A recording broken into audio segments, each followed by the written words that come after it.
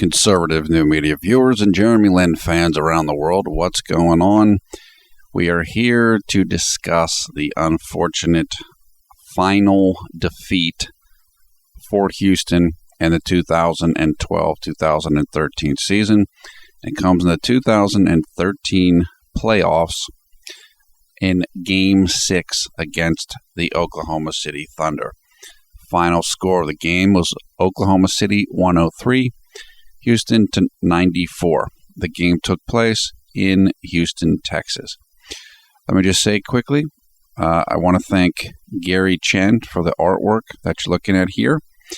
I also want to thank Hanny Chang and the Lin Garden JeremyLin fan club for helping make this artwork possible for us to use. You will find more information about Gary, Hanny, and the Lin Garden fan club in the video description below the video player.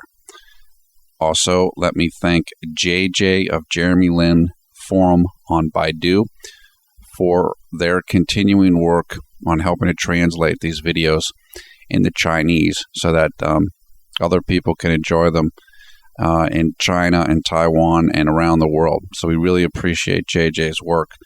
Thanks a lot. And you can see an example of JJ's work in the video description below the video player. Give information there so you can check out some of what JJ has done.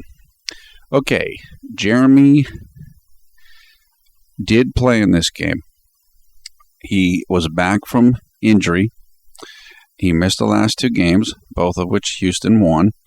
But it was announced earlier today that Jeremy was going to be able to play in this game, which was certainly a big boost to Houston, even though there were a lot of people concerned that Jeremy might disrupt the rhythm of the team or whatever. Jeremy's the best point guard on the team, so if you can get him back, certainly that's a bonus. And so things looked relatively good going into this game. Although Carlos Delfino was out, we learned tonight because I believe a foot injury, I think like a bone spur.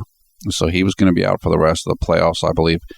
And James Harden was playing, I think, his second straight game with a strep throat.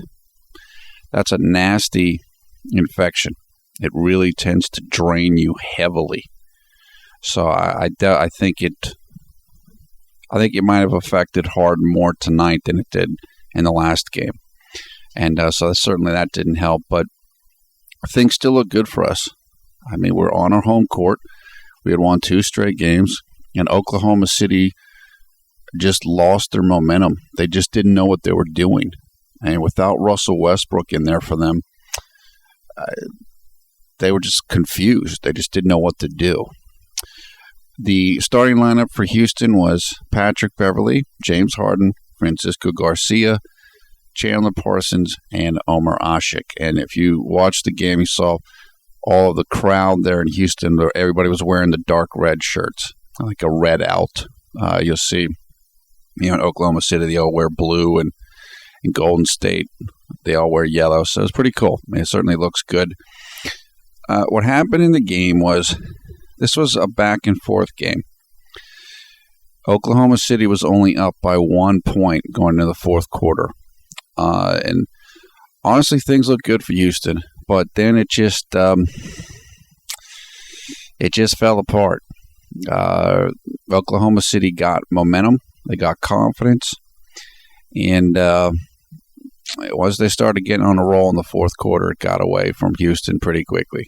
And it's really unfortunate. I thought Houston had a great chance to win this series, and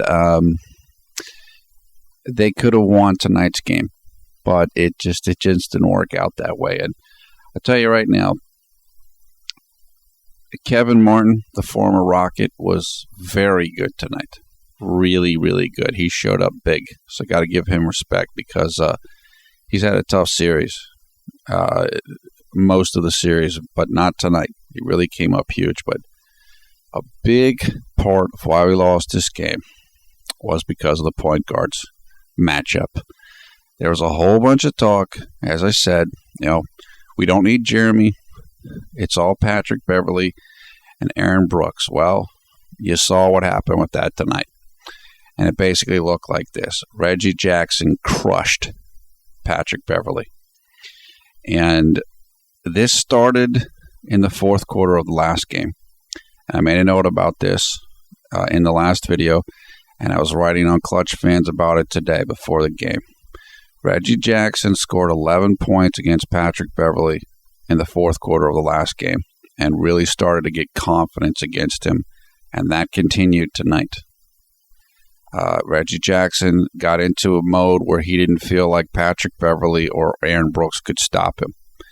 And, you got to give him credit. I mean, Reggie Jackson's a second-year player. He's 23 years old, and he's got a lot of talent. And, he put up 17 points, 7 boards, and 8 assists tonight. Had a 23 efficiency, 2 turnovers, so his assist to turnover was 4-1, and he just totally outplayed Patrick Beverley. And look, Patrick will be fine. Again, I like Patrick quite a bit, but I think this is going to help clarify things in people's minds about who should be the starting point guard on this team. Patrick played well in this series. He played well in the last couple games. But there's a term in statistics called regression to the mean, which means that at some point, if you're flying high, you're going to come back down to earth. And that's what happened to Patrick Beverley tonight. And that's kind of what happened to him in the fourth quarter of the last game. And, Derek Fisher came up big in this game late. Aaron Brooks he did okay, but he didn't play that much. And most of this came back to Patrick Beverley. Now, Jeremy was okay, but he didn't get to play point guard much. And to be fair, when he did play point guard early in the fourth, he didn't do that well. But you kind of expect that. And he's missed a couple games. He's been hurt. So his rhythm's off. And I can't really blame Jeremy for this because he only played 13 minutes and he was coming back off injury. Again, the expectation coming into this game and the reason why McHale didn't start Jeremy was because everything was cool at point guard. And Patrick Beverley and Aaron Brooks had it all under control, but they didn't have it under control. And, Oklahoma City's point guards tonight had like 28 points, 11 boards, and 9 assists. And it just completely overwhelmed what we had. And again, Jeremy could have done a little bit better, but this wasn't about Jeremy. This was about what things really are going to look like if Jeremy's not the starter. So I want all the haters and the Lin fans, take a look. A lot of you guys got way too emotional about what the haters were saying. Like it was an actual consideration. Oh, Patrick Beverley's got the starting job locked up next year. I actually saw stuff like this on Clutch Fans. Just the stupidest, most moronic stuff you can imagine. Well, take a good look at this game. You want Patrick Beverley to start? Because the backup, not the starter, the backup point guard torched him 2 games in a row. So, for everybody that wants Patrick Beverley to start over Jeremy, this is what you get. And it's, I made a note when I wrote something on Clutch Fans. Look, Jeremy had a game last year against the Sixers. He had 16 points in the fourth quarter of that game. And the Knicks won. Patrick Beverley's never scored more than 16 points in any game for the whole game. You know what I mean? This isn't complicated. No matter what people want to think, no matter what haters They're looking for angles. This is the reality of the situation. This is a lot closer to who Patrick Beverley is than what you were seeing before. And again, I like Patrick. Patrick's young. He's going to improve. But he got torched on his own home court by a backup. And he struggled against the backup in the last game too. And that's reality. Beverly's sanity lasted for 2 games. It's not Lin's sanity, and it's never going to be Lin's sanity. And it's really important for people to understand that. Now, look, Aaron Brooks used to be one heck of a player, but he's not that player anymore, and he's not that tall. I mean, Reggie Jackson was just abusing him when Jackson was on offense. He can't guard Reggie Jackson. He's just not big enough. Jeremy's big enough. And that's a big part of this. And Patrick Beverley's 6'1". He's listed at 6'1". Reggie Jackson's 6'3". And he's a lot bigger than Patrick. He's not big enough to guard him. But Jeremy's big enough. So it's not just offense, it's defense too. Okay, Jeremy had 3 points, 1 rebound, and 0 assist in 13 minutes. Shot 1 of 4 from the field, including 1 of 3 from three-point range. He took no free throw attempts, 0 steals, 1 block, 1 turnover, 1 personal foul. Plus minus was minus 18, and his efficiency number was 1. This is a difficult way to end the year. There's no question about it. It's a shame.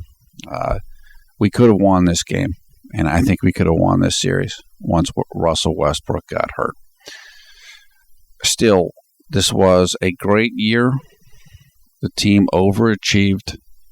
They were not expected to make the playoffs. And as I've said before, there are a lot of people thought that they were going to win like 25 games.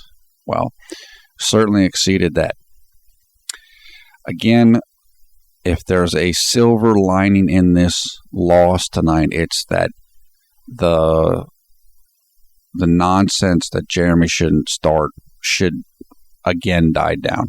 It was already done at the end of the regular season, but then there was a kind of came back up, and now it's going to go away again for the most part, and it should. It's false in terms of my belief is that type of thinking is faulty. It's false logic, just based upon what Jeremy's done compared with what Patrick Beverley has done, and compared with where Aaron Brooks is now as a player. Being a little bit older, not quite the player that he used to be. I do think if Jeremy was healthy, Houston would have won this series. Now that, of course, includes that Russell Westbrook still gets hurt. If Westbrook's healthy and Jeremy's healthy, I think Oklahoma City wins the series. But if Jeremy's healthy and Westbrook's out, I think Houston would have won this series. And the last 2 games were kind of a mirage. That the team didn't need Jeremy, but tonight you saw they really needed Jeremy. And if Jeremy was healthy and could have done something like he did in that 3rd game against Oklahoma City in the regular season, then you're probably looking at a win. And then we're going back to Oklahoma City for the final game. What Jeremy needs to do now is he needs to heal up. If you need to take 2 or 3 weeks to let your chest heal, do that. Bone bruises are nasty, and they linger. Dwayne Wade of the Miami Heat has like 3 bone bruises on his right knee right now, and they're slowing him down. He's had them for like a month. So bone bruises are no joke. Now, this isn't anything like coming back from the knee surgery last year. It's not like that. Could it slow things down for Jeremy in the summer? Yeah, a little bit, but it's not going to slow him down that much. It won't slow him down that much. Even if, you can still do conditioning. You can still, probably do some running, and if that's too difficult, you can probably still do work like in the like running in the swimming pool, these types of things. So if Jeremy was cleared to play tonight, then he should be able to do some pretty good conditioning soon. That doesn't mean that he's probably not going to be able to do everything. Might take him a while before he starts really working on his jump shot and stuff, but hopefully it won't be more than a couple weeks, and then he should be basically all set. Remember, Jeremy had the surgery on his knee in last March, something like this. He wasn't 100% strength-wise on his knee till this March. So that was a whole year of not being at full strength. That's not going to happen with this chest injury. This will be gone and resolved probably in a month at worst, or somewhere around there. So it's an unfortunate time to get the injury, but it shouldn't have any lingering effects, I wouldn't think, beyond a couple more weeks. So look, this is a big summer for Jeremy. Now, I don't know. I think he might be going back to Asia again. I'm not sure. We do know that the Rockets are going to be playing preseason games, I think, in Taiwan and the Philippines. This is a season where Jeremy can really start working on his skill level, as we've talked about. Now, I know he did some work last summer, but a lot of it was, traveling. I'm sure he had to find a place in Houston, all this stuff. And mostly it was rehabbing from the knee. So I don't think there was a ton of time for serious skill development. This summer should be the first time he's going to have a real chance to do serious skill development. Not worrying about what team is he going to be on, sleeping on the brother's couch and all this. No, now you've got the money, you're set, you got a team, your health should be pretty good. Yeah, corporate sponsors and a bunch of other people are going to want your time, but now you can start really taking the opportunity to develop his game. And I expect that he's going to do that. We know that the shooting coach, Doc, has talked about what he wants to work on with Jeremy this summer. This is it. This is the beginning of the development of JeremyLin for his future as a basketball player. And I think you're going to see some real improvements. Just, considering that hopefully his health will hold up, and then he will be able to clear away this chest injury relatively quickly. I'm excited. This is the worst version of Jeremy you're probably going to see. I think it's all downhill from here. I think the first thing is he's going to work on his shot. Got to work on his shot. And I don't know what he and Doc are going to do. I don't know if they are going to try to rebuild it from the ground up. Based upon what Doc said, that doesn't sound like what they're going to do. And that would take time. I mean, if you totally remake your jump shot, that could take 2 to 3 years. So, if they do that and they need to do it, well, then do it. But that's something that would take time to see results. I don't know if they're going to do that. So if they don't do it, then I would expect to see more steady improvement and some more clear improvement going into next year. Look, work on the ball handling, work on the decision making, et cetera, et cetera. Again, I'm excited to see how Jeremy improves this summer, and I think you're going to see some real improvements. Obviously, too, we're going to see what the team does. Are they going to go after Dwight Howard? Who are they going to go after? Who are they going to pick up, et cetera? How's that going to help the team? That's certainly something else we're going to have to pay attention to. Now, what the haters are going to say about tonight's game and the series is Houston only won games when Jeremy didn't play, which is ridiculous. because, again, that's coincided with Westbrook getting hurt and Oklahoma City not adjusting, etc. And they're going to say that Jeremy's plus-minus was horrible and Patrick Beverley's was good. Again, false argument. It's plus-minus isn't about one person. It's about 10 people that are on the court at one time. So it's just a misleading stat. Patrick really got outplayed in this game. And that doesn't show up in the plus-minus, but believe me, it was definitely the case on the court. Anybody that watched the game can tell you that. Also, Jeremy did not get to play a lot of point guard in this game. He was kind of deferring more to Harden. I don't really have a problem with that because Mikhail was going with what worked, and I understand that. It just didn't work in this game, unfortunately. But as I said, they did try to let Jeremy play point guard at the start of the fourth, I think, and he didn't do that great.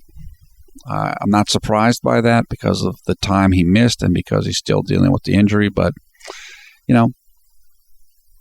that's also true. I mean, he didn't do incredibly well in the short amount of time that he was given to try to do it. Now, is that enough time to really try it out? Probably not. But, like I said, given all the circumstances, I'm not going to go crazy about the coaching moves tonight. Okay, early in this game, the first quarter, Kendrick Perkins and Francisco Garcia got into like a little kind of shoving match, or I don't know. Kendrick Perkins set a pick on Francisco Garcia, and Garcia kind of pushed him. And Perkins is a very short-tempered guy. And then Omer Asik got into a little bit, and then and they showed Kendrick Perkins doing push-ups on the court. He's showing he's a tough guy. It's just stupid stuff. They showed Jeremy going back to Houston's locker room with 8 minutes and 25 seconds left in the first quarter before he had come into the game. I don't know why that was. Again, I watched the games with the sound down mostly, so I didn't hear what they said about that, but the camera showed him running back there. So Jeremy came into the game for the first time with 2 minutes and 32 seconds left in the first quarter, and Houston was up 26-19 at that time. Jeremy got a pretty big ovation. The fans recognized that he hadn't played and he was coming back from injury, so he got a good ovation. At that time, Houston was playing small ball. Aaron Brooks was in the game playing point guard. Jeremy came in to play shooting guard. James Harden was playing small forward. Chandler was a power forward. And Omer Asik was playing center. You could also see Jeremy was wearing the kind of dark protective shirt. And those shirts are it's like what you saw Dwight Howard wearing this season to protect the torn labrum in his shoulder. A lot of those shirts, they'll be very tight, very clingy. And that's just it's like a compression shirt or something, just to kind of hold everything in place and minimize too much stretching and pulling. So that was good to see that. Soon after Jeremy came in, James Harden ran an ISO play where Jeremy was open on the left-hand side, and, Harden just didn't pass it to him. But like I said, I'm not going to go crazy about it. The team was trying to do what had worked from the last two games. So was the coaching staff. I understand they were a little hesitant to just start working Jeremy back in at full strength, full power, because, his health still isn't good. But, that's what happened. And again, Harden was playing more point guard and Jeremy was playing more shooting guard. So that's what's going on. Jeremy started the second quarter. I was pretty much the same lineup there, except that James Anderson was now playing small forward, and Greg Smith was now playing center. Jeremy had an opportunity early in the second to take a three-pointer, but he didn't take it, and I thought that was a good decision. Again, he knows the team's been in a good groove, so I think he's thinking, you know what, I'm not going to force shots. Just, let me just kind of be here in the game, pass the ball around, move around, and, let's just do what we've been doing the last two games. And like I said, I like to see that. I think that Jeremy was playing smart, and he wasn't trying to force things or disrupt the rhythm of the team. Soon after he passed up the shot, Jeremy forced a nice turnover against Reggie Jackson. Like Reggie Jackson went to make a move on Jeremy, but it ended up being a travel, I believe. So that was nice. That was really good. After that play, Jeremy he had a really good drive on the right-hand side of the lane, but then he waited too long to shoot. If he had a good shot early on, but then he stopped and did the pivot move, reverse, and then he put up a shot, and Nick Collison swatted it. It took him too long for the shot. But, that's one of those things where the timing isn't that good for Jeremy because he's missed a couple games and he's hurt. So it's just that's the way it is. When you start coming back from an injury, you're going to have little plays like that. Soon after that, Reggie Jackson had a nice drive and score on Jeremy on a layup, I believe. And I think that might have been the only time that Reggie Jackson scored on Jeremy the entire game. Maybe he got one more basket, but that was about it. Most of what Reggie Jackson did was against Patrick Beverley and a little bit against Aaron Brooks. With 5 minutes and 40 seconds, I take that back. That is not the right time. I can't remember. Middle of the second, I believe, Jeremy came out. Patrick Beverley came in. Beverly came in, he missed a three-pointer, and then I put a note that Patrick and Francisco Garcia were trying to do too much on offense at this point in time. Again, the last two games have kind of skewed the perception or the reality of what Francisco Garcia and Patrick Beverley are and what they're capable of. Now, I'm not saying that, if guys play well, then they're capable of it, but Garcia and Patrick Beverley are not guys you rely on to score a lot.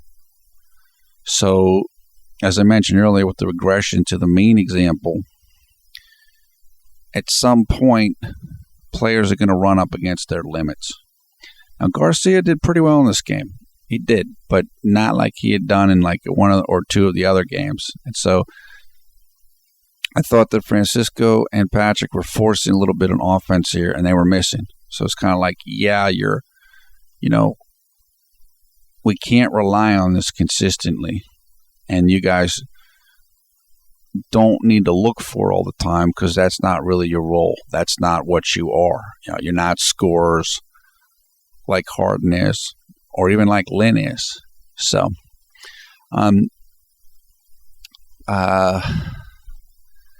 soon after one of those two forced a shot and they missed, and Reggie Jackson got the rebound. On defense, got the rebound and went the entire length of the court for a layup. And Patrick Beverley wasn't even close to him. It was just like watching him go by. And I was just like, well, what? I knew that it was going to be a tough night then. And again, I don't want to be too hard on Patrick here. I really don't. I like Patrick. I like him a lot. But again, the illusions about Patrick's abilities and Jeremy's abilities and who should be starting in this, this should put a rest to that for good, in my opinion. Patrick is a defensive-minded player. He's valued for his defense. So if he's not getting it done on defense and guys are getting rebounds and going coast to coast and Patrick's watching them go by, then he's probably not playing that well. You rely on him. You expect him to play defense, not score a lot of points. So if he's not doing that, it's probably not going to be working really well for the team. Right after that play, or very soon after that play, Kevin McHale put in Aaron Brooks for Patrick Beverley. I think he was kind of thinking what I was thinking. Like, wow, that was, Patrick's he's not playing that really good defense, or maybe the energy level isn't what we want it to be. So, well, right after Aaron Brooks came in, Reggie Jackson went right at him. He went right to the basket on him, but he did miss the shot. But I made a note right here. It said, look, Reggie Jackson is feeling it, and he knows Beverley and Brooks can't stop him. And this is, I knew we were in a lot of trouble then. And again, this started in the fourth quarter of Game 5. And now Reggie Jackson had confidence against both of those two. He had a harder time against Lin because Lin's bigger. Lin's about the same size as Reggie Jackson. But, if you're going against smaller players and whatever, their confidence is off, well, you can get some pretty good nights, and that's what Reggie Jackson did tonight. After Reggie Jackson went, he went to the basket on Aaron Brooks and missed, and Aaron Brooks came down and just shot this crazy three-pointer that was just a super brick from the left side. And again, it just, we were losing the battle of the point guard pretty clearly. Right after that brick by Aaron Brooks, Reggie Jackson just did a really nice little floater over Aaron Brooks. And it's just, as I said,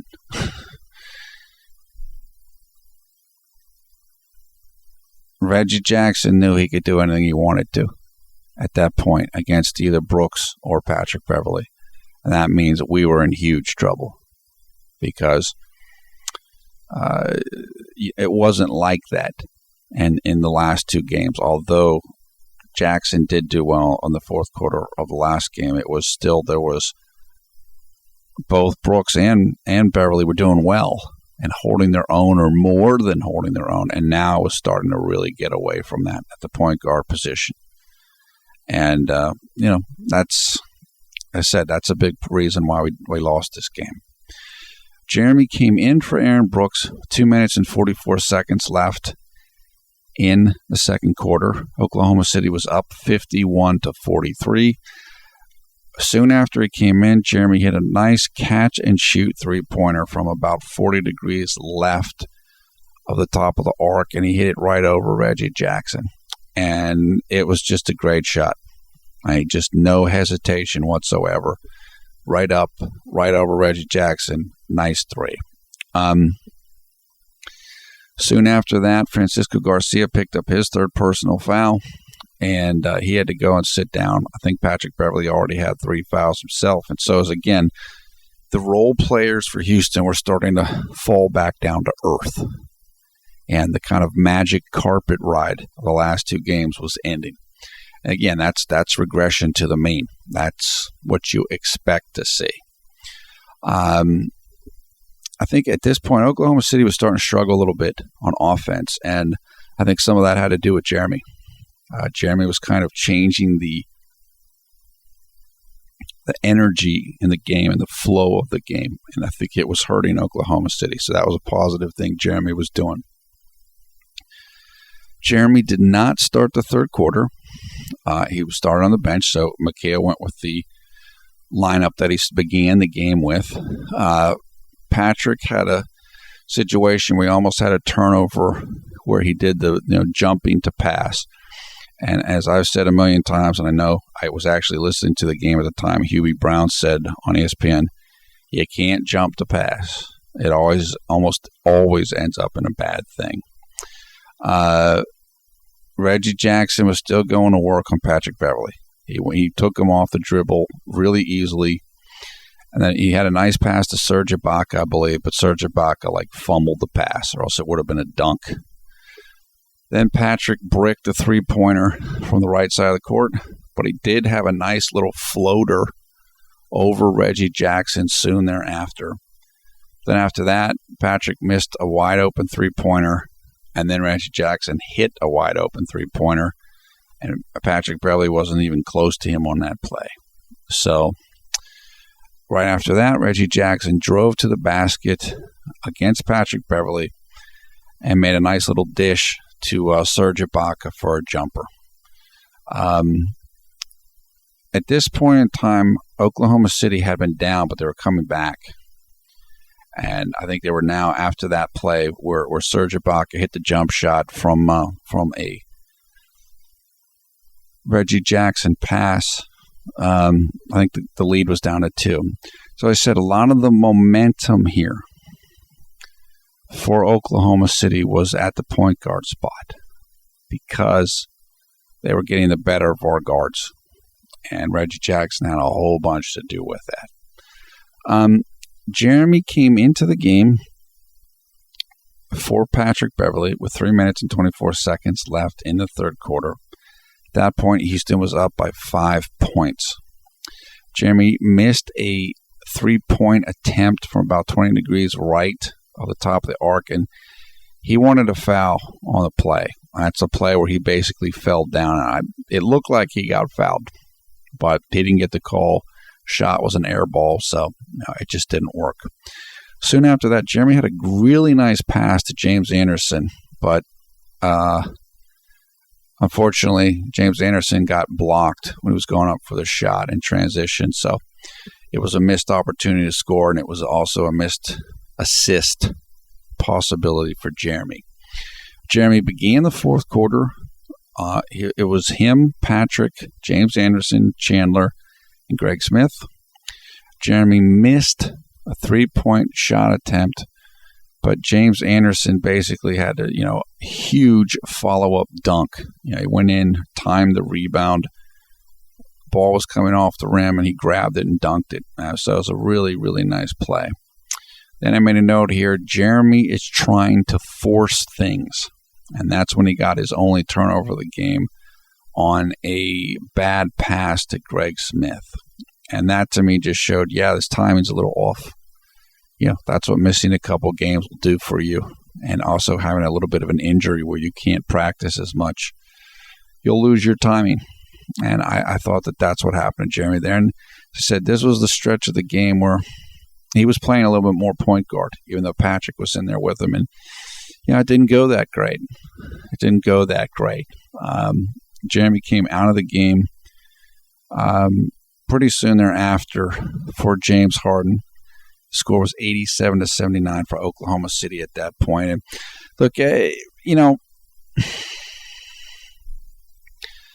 Jeremy didn't get a ton of opportunities in this game. I understand that.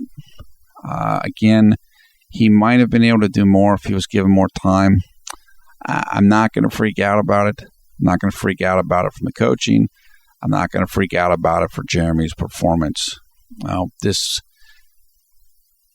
game wasn't up to him. For no other reason, the coaches didn't let it be up to him. So it's, the coaches had a right to do this because they won the last 2 games and Jeremy didn't play. So, it's one of those circumstances where it's just the way it worked out. Oklahoma City was able to get the win, and Houston didn't win. So, I can't really find a ton of fault with anybody in the decisions that were made. It just, Houston got outplayed. Reggie Jackson outplayed Patrick Beverley.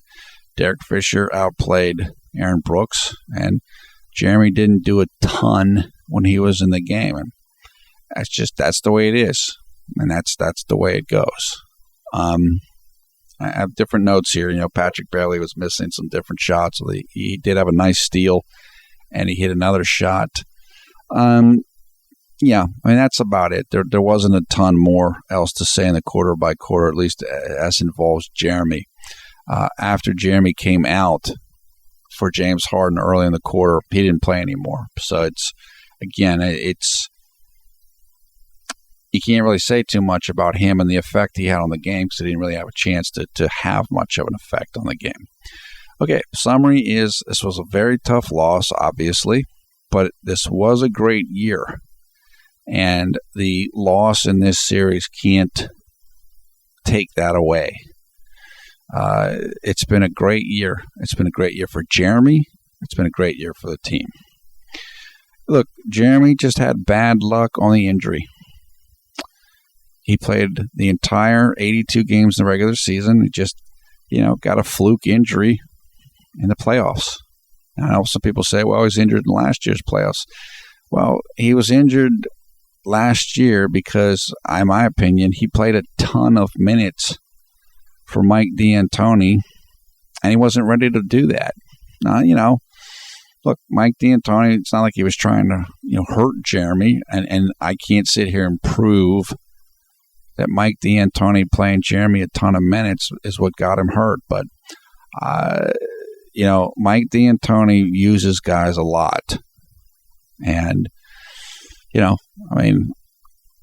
you can get hurt if you're not ready for that and your body's not used to that. And Jeremy wasn't used to that last year. He's never been a starter before, and he certainly never played the type of minutes that he played last year. So I think last year was a fluke in terms of the injury, and I think this year's obviously it's a fluke. I mean, guys don't get chest contusions in the NBA a ton. So it just happened, and unfortunately it was bad timing when it happened. Okay, it's 2 a.m. early on Saturday, May 4th here in the United States, which means it is now 2 p.m. in Taipei, Taiwan, and Shanghai, China on Saturday, May 4th.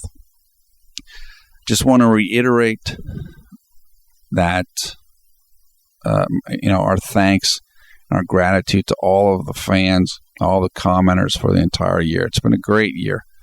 We've all had a great year. Jeremy's had a great year, no matter what anybody says. Jeremy is in position now to be the clear starter going into the next year and to really, truly begin to improve his game to where now he can start taking genuine steps to becoming a star on the court. And I think you're going to see that.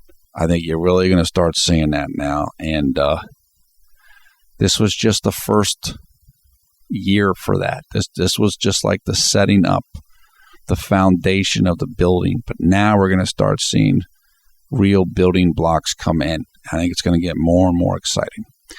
As I've said to you guys before, we'll be covering Jeremy all summer.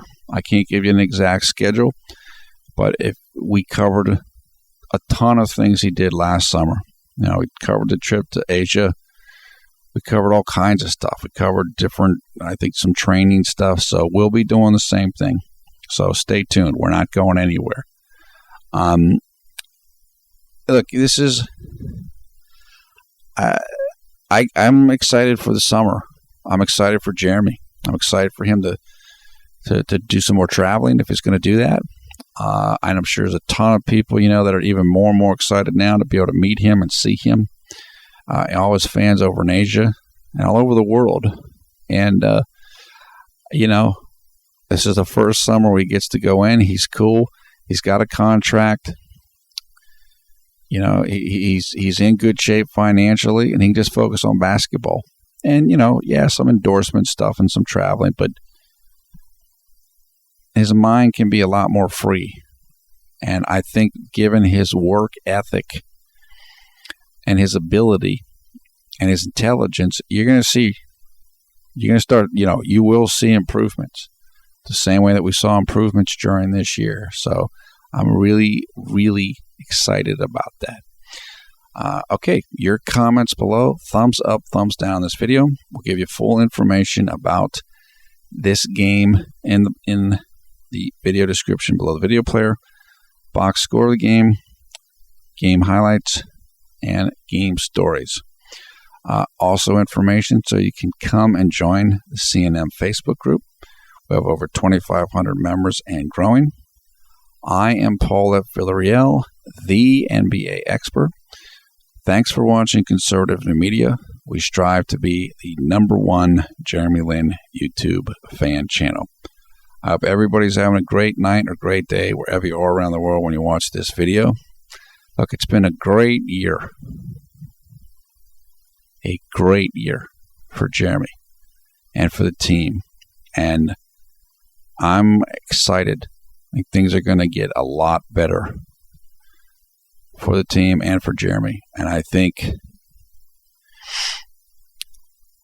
Jeremy's reached a new level of confidence and calmness and peace in his life.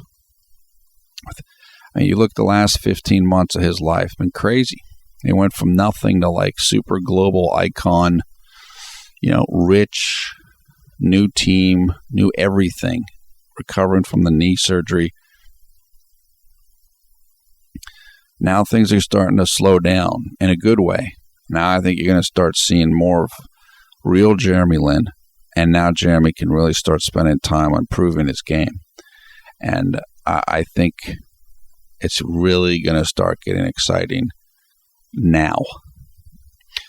This was a good experience, this playoff series. It's too bad we didn't win, but we weren't supposed to win. They're the #1 seed and we're the #8 seed. But the experience is good. Playing against a very good team in a pressure environment, that's going to help everybody. It's going to help Jeremy. Even though I didn't play the whole series or whatever, it's going to help. Get used to it. You start understanding what to expect. So I can't wait. I can't wait to, start reading reports of Jeremy's working on this and he's doing that and all this stuff. And, we'll be here to talk about it with you guys and we'll be making videos about it. And that's it. So it's, the J-Lin phenomenon, and it just continues. There's no off season really, so it's going to be great, and I can't wait. Okay, take care, and I'll be going down to the comments. I think I'm a little tired, but there's plenty to talk about, and we'll talk to you soon in the comments and in upcoming videos.